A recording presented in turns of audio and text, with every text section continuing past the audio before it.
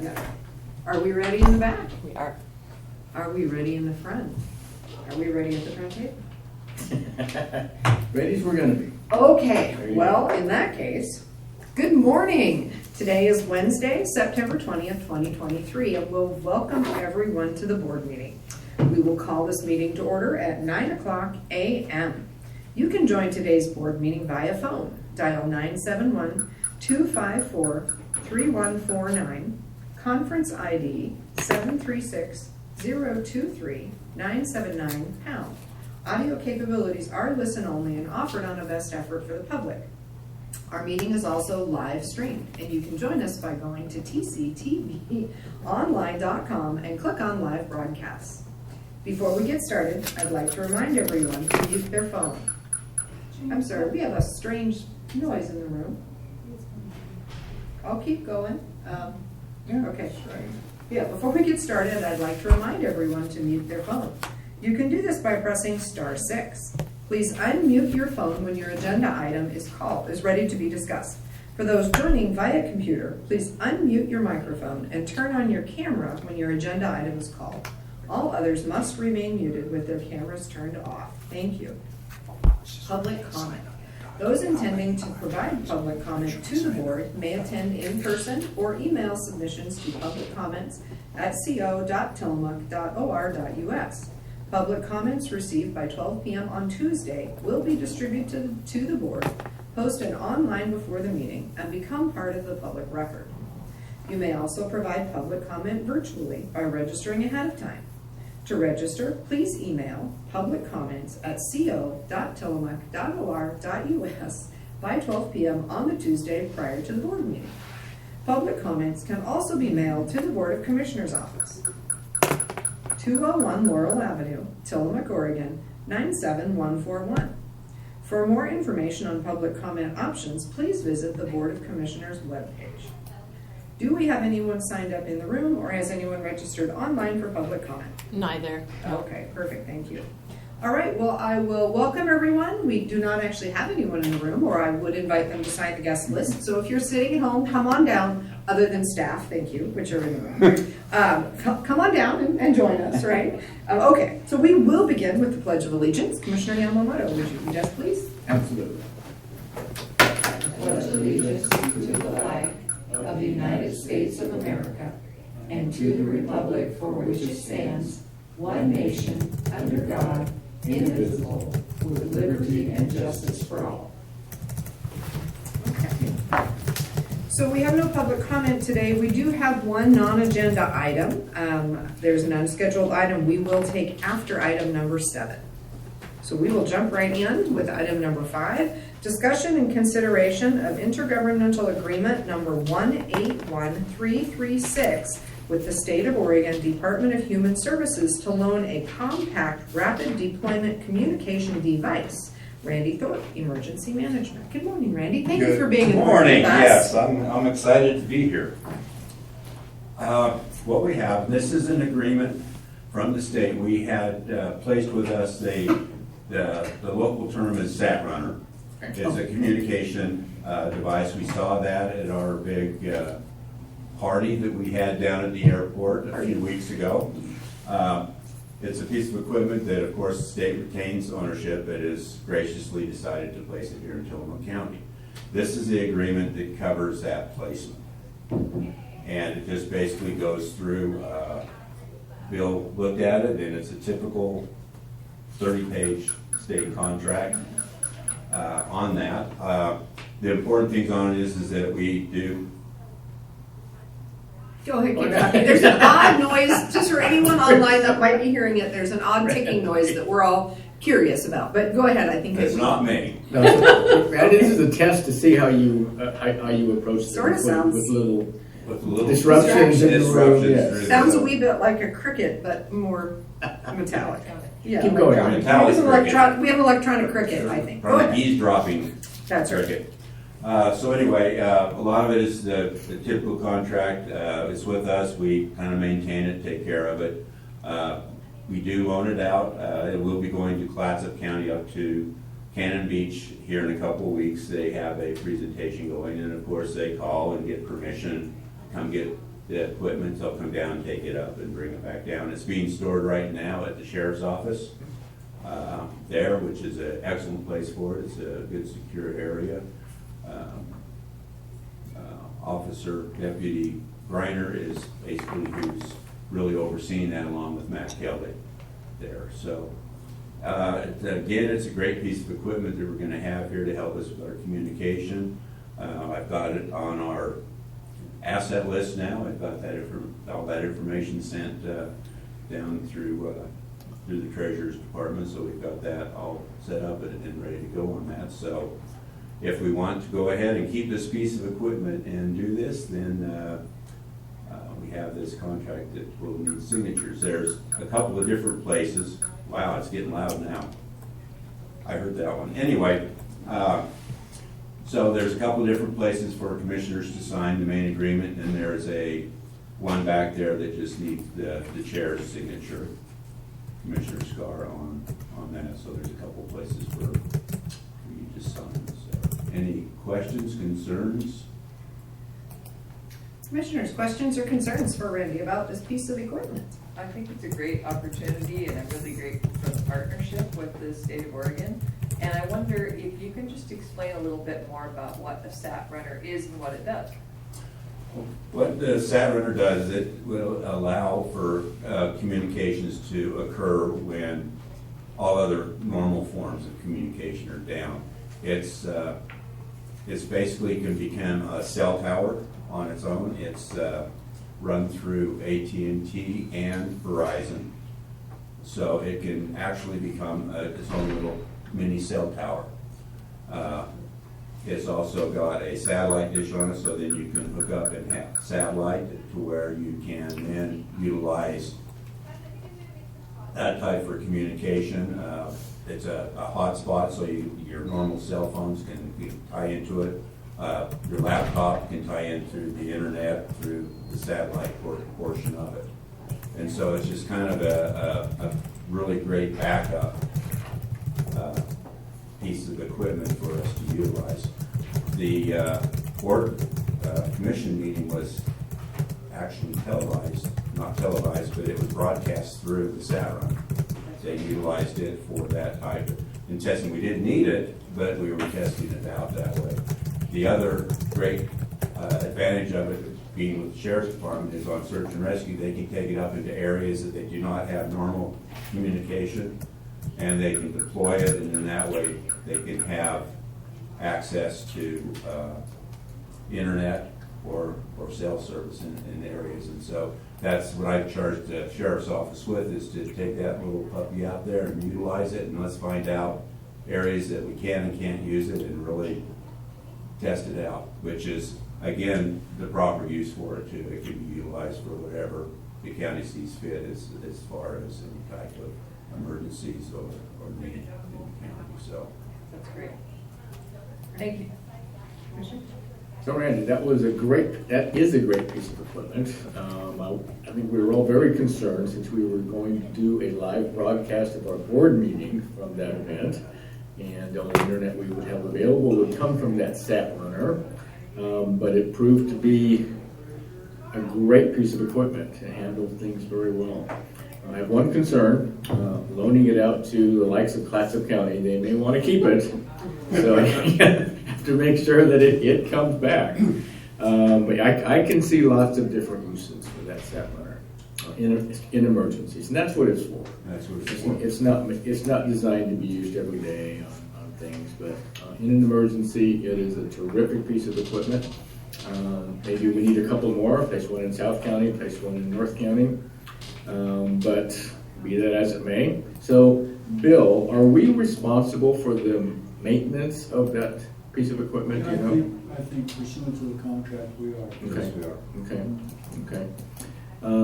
So So we have to return it, in the same or similar circumstance, and those are fairly typical on kinds of agreements. Okay. Now, I'm not sure how many of those are in the state of Oregon, but 10. We have one right here in Tillamook County, which is The beauty is that the state is actually one coming and getting it hauled to Clatsop, so Okay, good. I've threatened them that they need to bring it back and not keep it up there, so. Perfect. Especially in Cannon Beach, Rick likes to collect stuff, so, but it's, like I say, it's a great piece of equipment.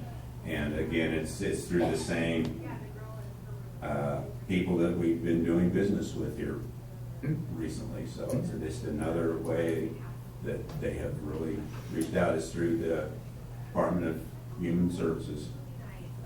So it's just, continues that great partnership that we have, so.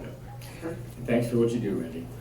Yeah, thank you, Randy. No, this is great. I think having a SAT runner here that we can use, it's just that preparedness piece we've been talking about for a long time, and you've really stepped up our game on working toward being prepared with the Connex boxes, the SAT runner, all good stuff. My only comment, just looking through the contract, is that we get 15 gigabytes of data, after which we pay $24.99 per gigabyte. So as we look at sending it out for training, all of those things, just in awareness, so we don't get a surprise bill. I don't imagine that you use a ton of data when we're just talking about telephone service or something that we would be using for training.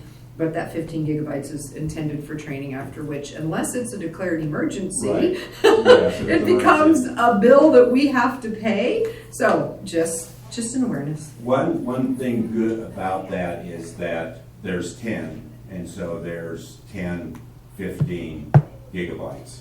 And so if we happen to use 20 and the other one only uses 5, they kind of Smooth it around Smooth across it around. across the state, across the right, it fiscal kinda year or helps out biennium. there. Because that's the one thing is that if we reach that just out doing stuff with it, then it can create a main issue. But it's, Yeah, it's just an awareness piece. it's of it. definitely an But awareness. it's not Yeah, they an will unlimited send- data plan they gave us. No, unfortunately, it's not. But they will let us know if we get even close Okay, to reaching that. So Perfect. Yeah, no, I think this is great. This is super. So I think we are ready for a motion. Madam Chair, in consideration of intergovernmental agreement number 181336 with the State of Oregon Department of Human Services to loan a compact rapid deployment communications device, I would move approval. A second. We have a motion and a second. Is there any further discussion? Hearing none, I will call for the vote. All those in favor, please signify by saying aye. Aye. Aye. Motion carries. Thank you. And Randy, you have the next item as well. I think I have about half of them today. I think you are most of our meetings, so away we go. Discussion and consideration of an order in the matter of declaring a local state of emergency within Tillamook County. Randy Thorpe. You may be wondering why I'm asking for a declaration of drought when it's gonna rain this weekend. But the main purpose here is a couple of reasons. One is that we're not used to not having rain in Tillamook County. Drought is a word that never usually comes up. Unfortunately, this year we saw that. We had numerous private wells that have gone dry or come very close to coming dry. A lot of the communities have had to go back to their backup wells to provide water. And so the biggest thing with this too is I think we need to it'll help make people aware that yes, we are on the coast, yes, we do get over 100 inches of rain a year, but we can have drought issues. I am thinking that next summer may be a repeat of this one. So again, finally declaring the drought here opens up a couple of doors for us. It does open up some funding through Office of Emergency Management that will help if we need it. Speaking of that, we are doing a delivery. I'm setting up a delivery for a well owner up in the Halem area. He called in today, and we're making those arrangements. So even though we're getting some moisture, we're still in drought conditions. According to the state maps, the entire county now is in extreme drought conditions. It's moved up through the county. Like you say, we're due to get some rain and some weather, but it's not going to alleviate our issues that we have here. And again, I'm looking forward with doing a declaration even this late in the year, and also approaching the governors, because there are gonna be some funds available in the future to help situations out. A lot of the communities are looking towards doing interties with their water systems. Very expensive, but there is grant money out there, there's money available to do that. And if we don't have a drought declaration, that's kind of like, well, why do you need to do that if there's no issues here? So, like I say, I think it's due, we needed to do it, we need to have that declaration on record that we do recognize that we are in a drought situation in Fillmore County. And I will be sending off the request up through the channels to have the governor declare it also a state of emergency here. Don't know if that will happen or not, but at least we'll be on record again of looking at those types of help. So, and luckily, even without the declaration, it hasn't stopped a lot of the other agencies helping when we need it. This just, again, will open some additional doors in case we do need it. And if the rains that are predicted don't come like they say, you know, we could be extending this lack of water for a few more weeks or months. So. Thank you, Randy. I'm going to jump in for just a minute on this one because it's just a conversation for our community that's new and different. So I think it was about a year and a half ago that the Association of Oregon Counties provided some resources for us to start having a conversation around water in Tillamook County. And as we sort of poked at water and what were the issues with water, it was really hard to wrap our heads around what was the most important issue. We have a lot of water quality work, and that's already being done in the county. We have a lot of folks who are doing regular sampling and looking at our water quality. We have a lot of work that's done around our clean water, fish recovery, all the pieces that you hear Commissioner Yamamoto talk about regularly. There's a lot of work being done around that. But as we continue to talk, the bullseye sort of landed on, well, what about water quantity? What do we know about water quantity? And generally the conversation was, as Randy characterized it, of, well, we have lots. Why? There's plenty of water here. Why would Tillamook County be worried about other than flooding? You know, really focused in on flooding and how we address flooding. But I had some interesting conversations with a hydrologist that was part of that conversation. And, you know, she said there really is not a lot of research that's done for the area in terms of hydrologic maps that actually identify how much water is here and how much capacity we have for future growth and development and all of those pieces. It's just not something that's well studied on the Northwest coast. So it's interesting to me and distressing to me that we are where we are today with wells going dry that have not been dry in the past, with cities and water systems moving to level 1 or level 2 water rationing, and being in a state of drought in Tillamook County, and feel like we got kind of caught off guard and on our heels. So I'm really pleased that Oregon DHS has been just really very supportive in delivering water where needed to people whose wells are dry. If you are one of those people or you know someone who is, please have them reach out to Randy. That water is available for delivery, potable water. We learned that potable water can't be carried in anything except a truck that is specifically designed to carry potable water. You can't ask, you know, your fire departments, which was the first line of defense I think we called. I think someone called the creamery to see if a milk truck could be used, but you can't. Potable water is its own thing. So there are resources, we can help connect with those resources, and this drought declaration puts us in a position where we can hopefully help make resources available. The county itself is not responsible for delivery of anybody's water. That's not our job. We have special districts that deliver water, we have municipalities that deliver water, and there are a lot of wells within Tillamook County where people get their water, but it's not we don't regulate it, nor do we provide it. So our role in this is the role we take today, which is to say, how's everyone doing? And they are in need of help, and our role is to declare this drought emergency to make resources available. Our role is also to connect and provide, you know, resources that the state may have. So we're doing our best to meet the role that we have as a county, and we request that water systems also reach out to Randy, let him know how you're doing. I know we've put that request out and we've heard from some. I don't think we've heard from all. reach out, let us know, because this is an important piece of what we can do in assisting with resources. So thank you for letting me jump in and go first. Questions or comments, Commissioner? Thank you. So Randy, can you talk us through the process of if someone's well is dry, what they need to do, and who provides the water, and how does that work, and do they need to pay for it, et cetera? And is this drought declaration part of that process? Do we need to declare drought in order to get water for people with dry wells? Yes and no.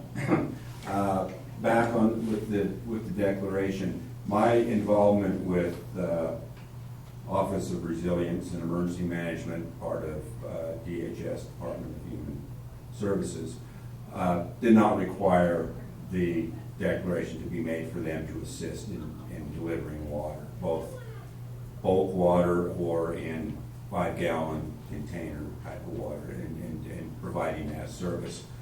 What the drought declaration does is it frees up money to help them do that job.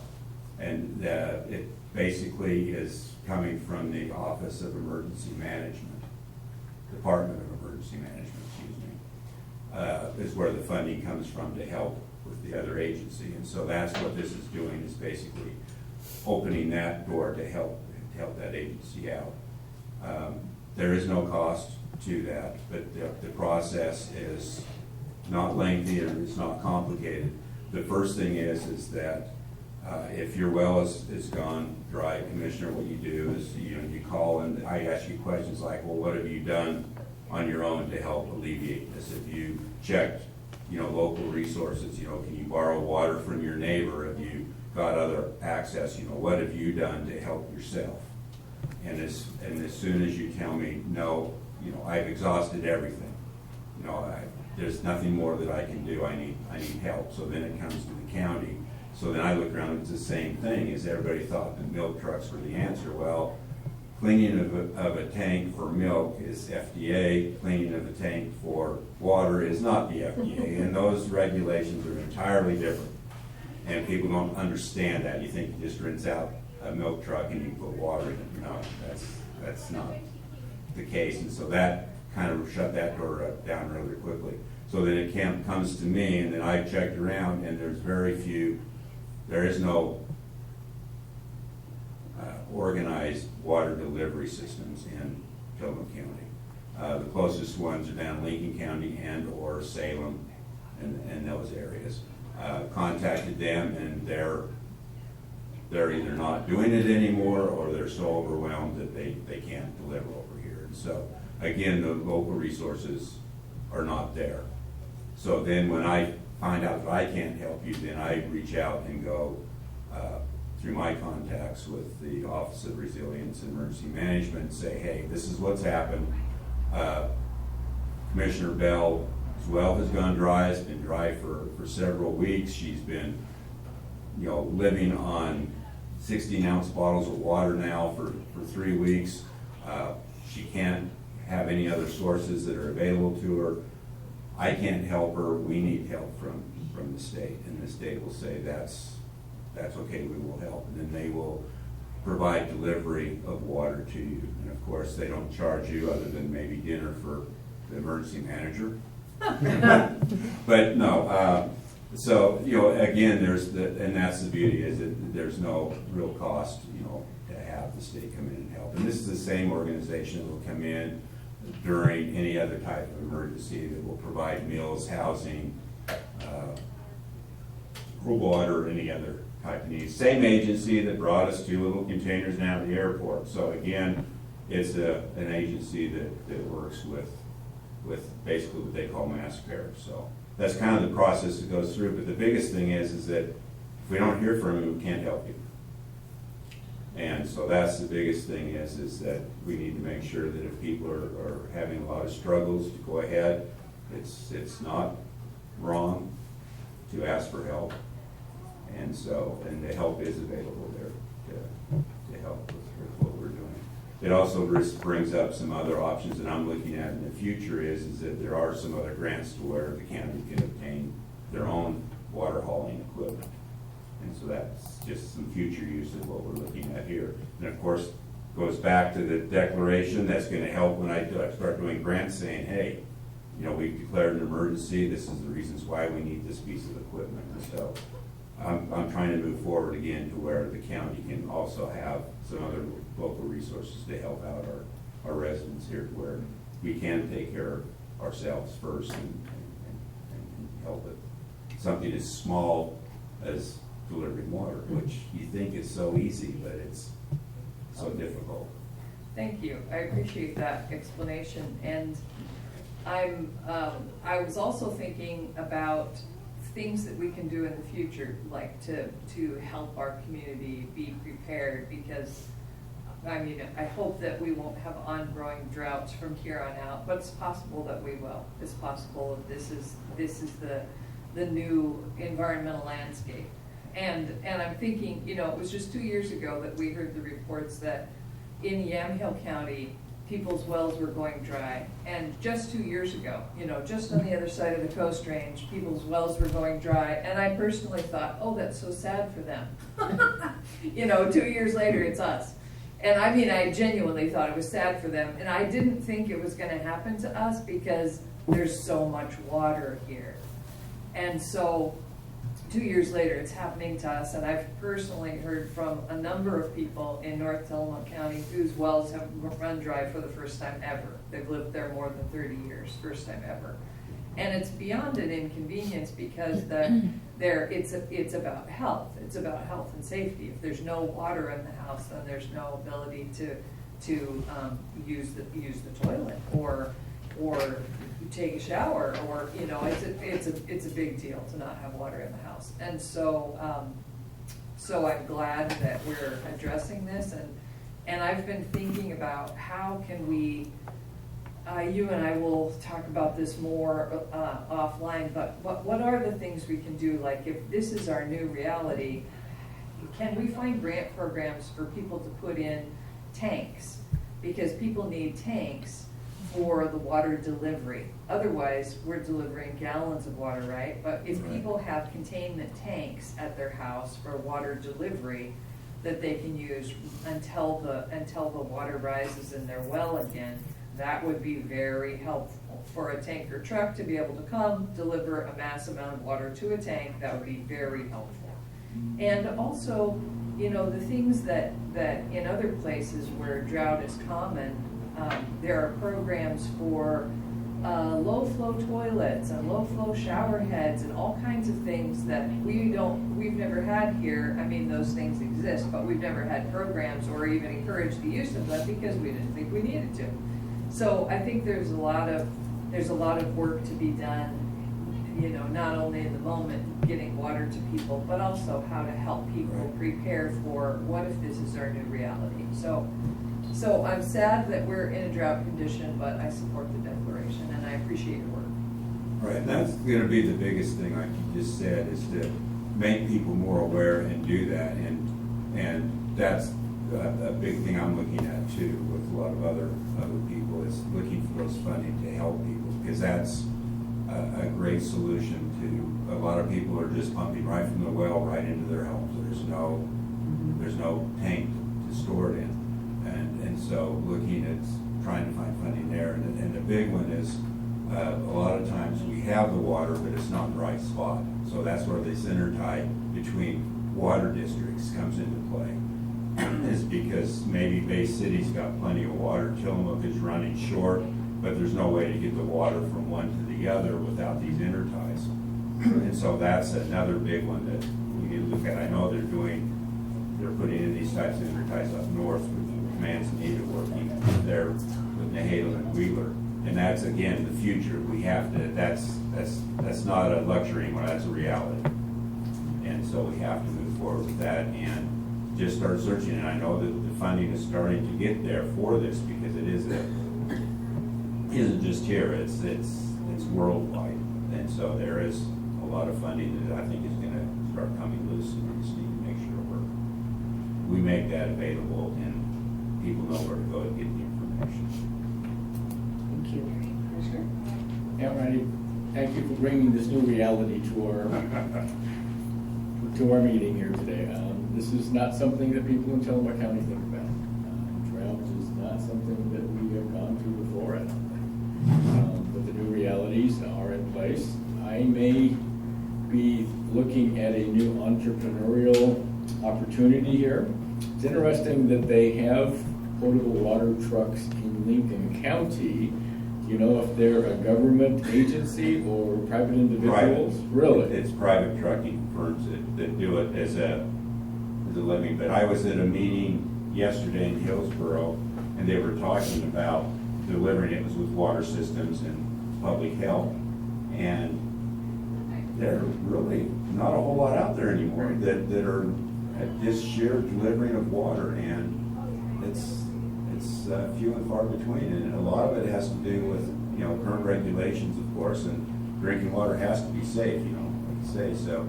And there's just not a whole lot of those companies, and one in Lincoln County that I talked to, they're no longer doing it. And for whatever reason, I don't know, so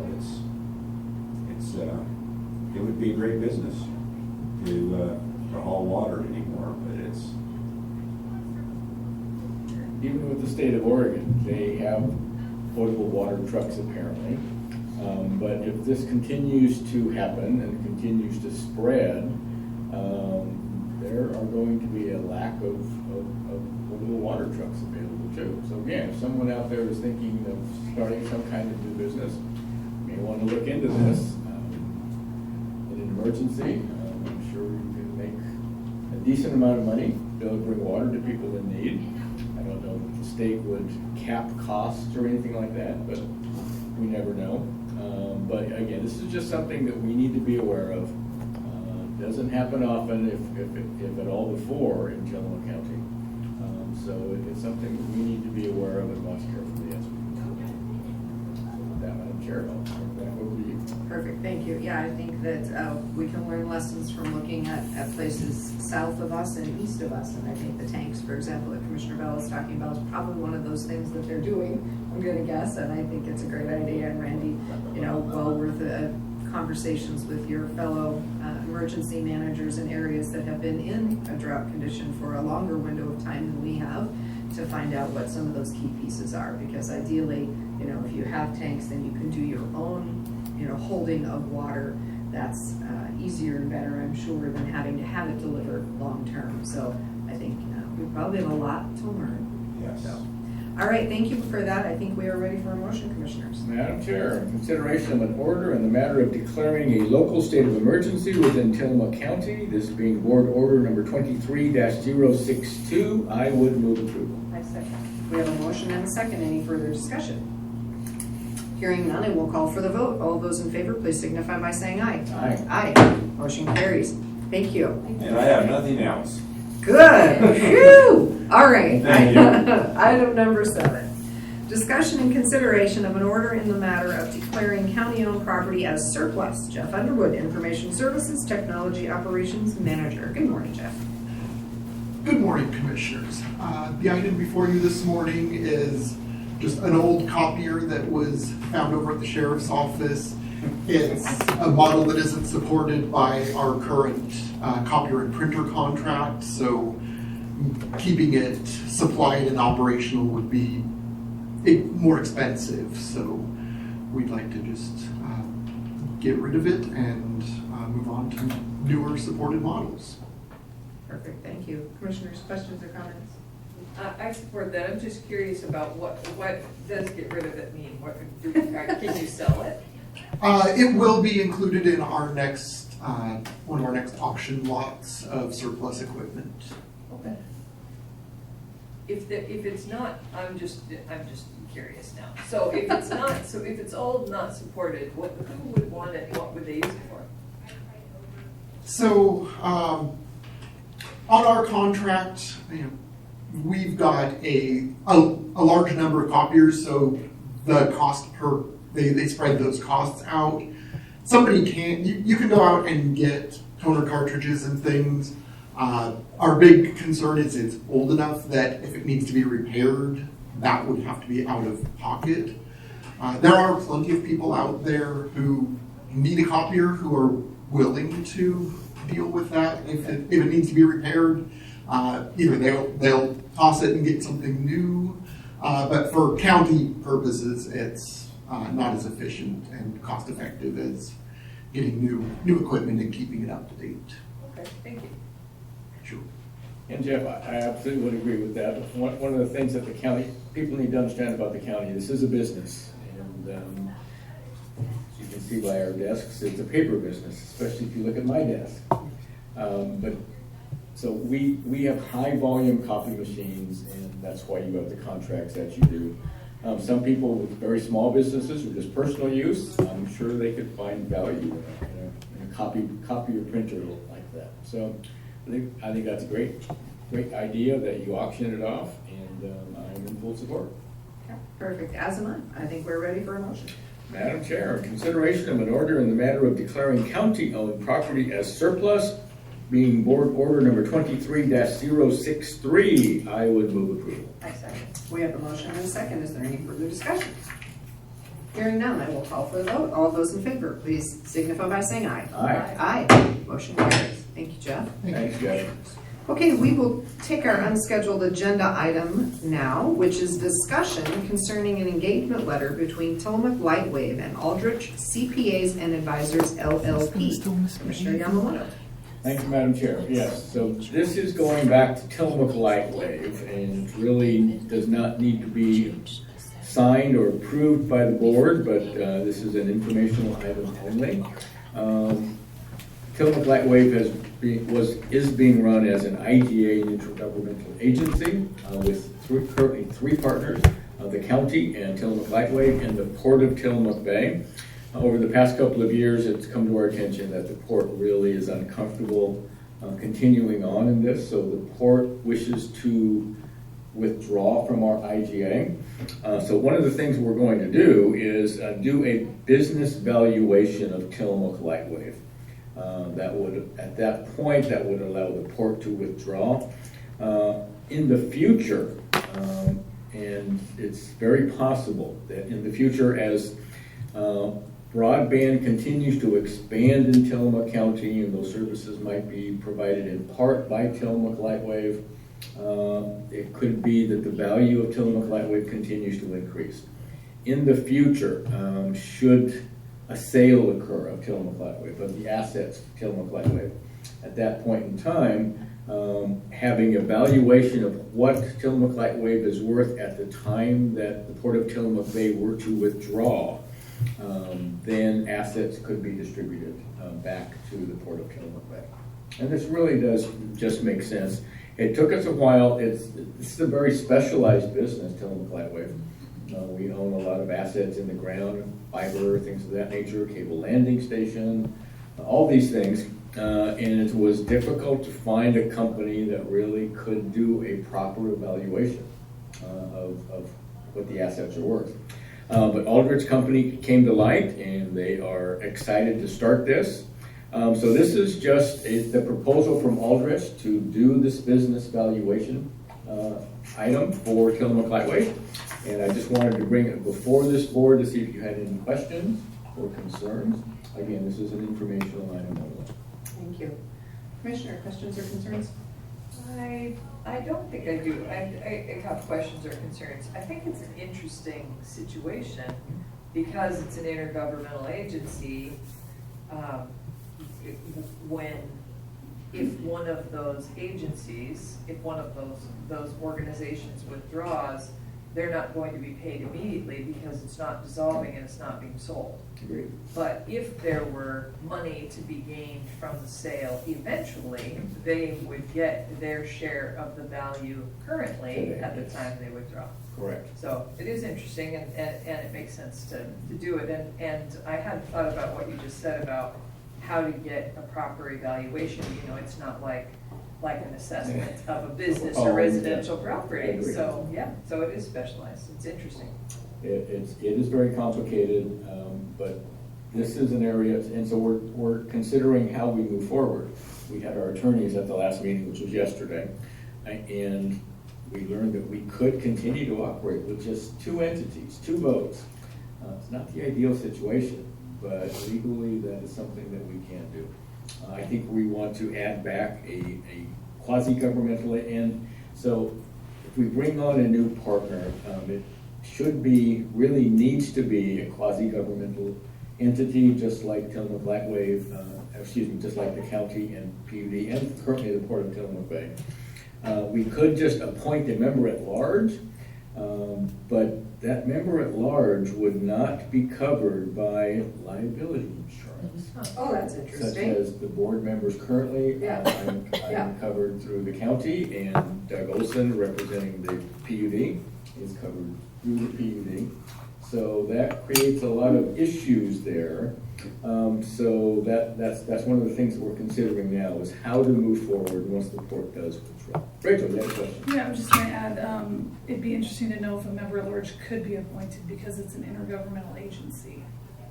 We could just appoint a member at large, but again, there's a liability issue. That person would not be covered, such as someone representing the county or the PUD. Again, we're in discussion and trying to figure out how best to move forward, but we'll see where this goes. Thank you. Yeah, I think it is an interesting situation, because as an intergovernmental agency, we don't expect typically that it would dissolve and assets would have to be distributed, and therefore that there would actually be a liability for the agency that would be owing to the port. However, Tillamook Lightwave is an interesting intergovernmental agreement, because in a lot of communities, all of this work is being done in the private sector. Cable is fiber's being pulled, it's being owned by private sector companies, they're providing the services. Tillamook Lightwave was ahead of its time in recognizing, of course, that in our small rural community, we might not be that, that exciting for a private company to want to come, or even that profitable. And so getting ahead of that game and recognizing that government may have a role and has had a role here in Tillamook, and maybe we will continue to always have, and maybe we won't. Maybe with the expansion of broadband, it will be lucrative enough, that was the word I couldn't think of a minute ago, lucrative enough for a private company to come in and say, we will provide service to everyone, and we want to buy out Tillamook Lightwave. And maybe they can do it more efficiently or more effectively. And that would be a completely different conversation for a different day, because we're not there yet. And so Tillamook Lightwave continues to be a very important player in bringing fiber to underserved or unserved areas of the county. And I think looking at, is there another natural partner that would fit into that work, is definitely the conversation we should be having, because at this point the county and PUD are natural partners in that work, and I think there may be others as well. So good conversation that I'm sure will be continued at the Tillamook Lightwave meeting. And Madam Chair, if I may have just another it just occurred to me, there may be a lot of people out there that really don't understand what Tillamook Lightwave is or why it came to be. Tillamook Lightwave is like 23, 24 years old at this point. It was early on that it was decided that we needed high-speed internet in the county, not only for county offices, but for doctor's offices, libraries, schools, and we didn't have that in Tillamook County.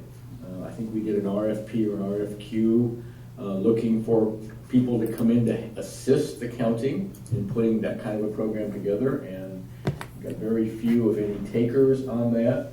So it was decided that, we maybe start an intergovernmental agency, and that's how Tillamook Lightwave came to be.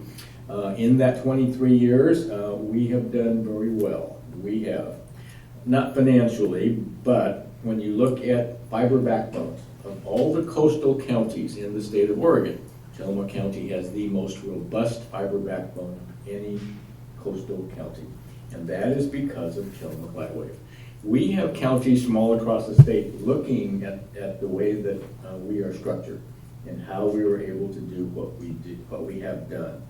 And it's a testament to the vision that we had 23, 24 years ago. But now all of a sudden, the federal government is involved. They understand the need for high-speed internet. They are currently getting ready to distribute $64 billion to the states. Oregon's share of that is going to be almost $800 million. And again, the federal government is really concentrating on unserved and underserved areas, which we have a lot of in Tillamook County. So we feel we are ready and willing to really take on this new aspect of taking fiber to the home. That's an important project. We have a lot of partners now that we have developed. So I think this is a great opportunity for Tillamook Lightwave. The port unfortunately felt that they were a little lacking in that the Port of Tillamook Bay has a district, and they are a certain area within the county. They do not represent the entire county. And they felt that was kind of an issue with them because both PUD and the county, of course, do represent the entire county. So, and there were some other issues there, but this is a very amicable breakup. Should this occur, and this is kind of the last piece to the puzzle, is doing the business valuation of Tillamook Lightwave so that we have a starting point as we move forward. So I appreciate the time just to bring that little bit of history to the residents. You bet. No, I think that's important. Okay, I think then we have had our discussion. We can move on to the next item on our agenda. Number 8, discussion and consideration of a grant application to the United States Department of Transportation's Rural and Tribal Assistance Pilot Program for the Cape Coanda Traffic Realignment and Multimodal Path Project. Rachel Haggerty, Chief of Staff. Good morning. This Good is morning. a grant opportunity that came across my inbox that I forwarded on to our grant team, and they ran with it and prepared this application for your consideration. We are looking at using this for the next priority of the county in implementing the Coanda Corridor project.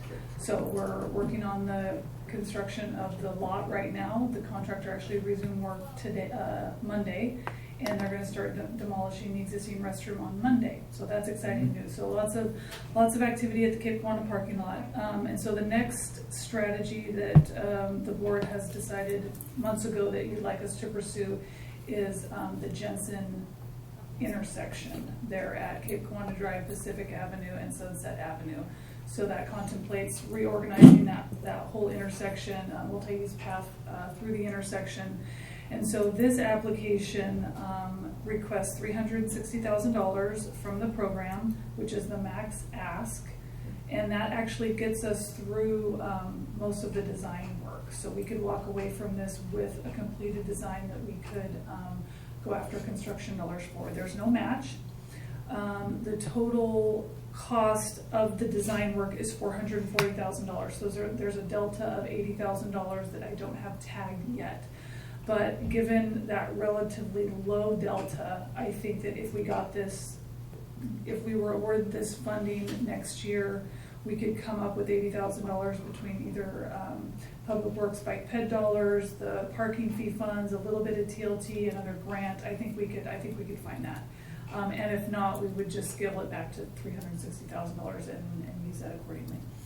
So it's a pretty straightforward application. There wasn't any attachments required, and we're just going for it. So it's ready for your consideration, and it's an online application, first come, first serve, that I would submit upon your approval today. Perfect. Thank you. Commissioners, questions or comments? It's a great opportunity. I'm fully supportive. I'm excited personally about the multimodal path. I think that's just gonna be wonderful when we accomplish that. It's gonna be great. So I think this is terrific. Thank you. Perfect. Yeah, and Rachel, I appreciate all your work on this. This is an expensive project in Pacific City. It is, but we brought on a grant writing team to assist this, and I mean, it seems to me that this is a great opportunity here. There is a lot of infrastructure money available from the feds. So once we have a design in place, the next step would be looking for actual construction dollars. And again, right now it's just a prime time for us to be looking at infrastructure dollars. So I am in full support here. This is terrific. I appreciate all the work you've done on this, and will continue to do as we continue to build out the Cape Coanda Corridor project. Perfect, thank you. Yeah, and I agree. The only way we're going to bring this to life is through a variety of funding sources. Grants absolutely included as a large chunk of what will make it happen. So this is super. Thank you very much. Ready for a motion? I am. Madam Chair, in consideration of a grant application to the United States Department of Transportation's Rural and Tribal Assistance Pilot Program for the Cape Coanda Traffic Realignment and Multimodal Path Project, I would move approval. Yes. We have a motion and a second. Is there any further discussion? Hearing none, I will call for the vote. All those in favor, please signify by saying aye. Aye. Aye. Motion carries. Thank you. Commissioners, do we have any board concerns this morning? I'm good. Okay, I will read our board announcements. We have a nice short list. The Commissioners will hold a board briefing on Wednesday, September 20th at 2 p.m. to discuss weekly Commissioner updates. The meeting will be held in the Board of Commissioners Meeting Room 106 in the Tillamook County Courthouse, 201 Laurel Avenue, Tillamook, Oregon. The teleconference number is 1-971-254-3149. Conference ID 736-023-979#. All right, with that, we will adjourn this meeting at 9:51 a.m.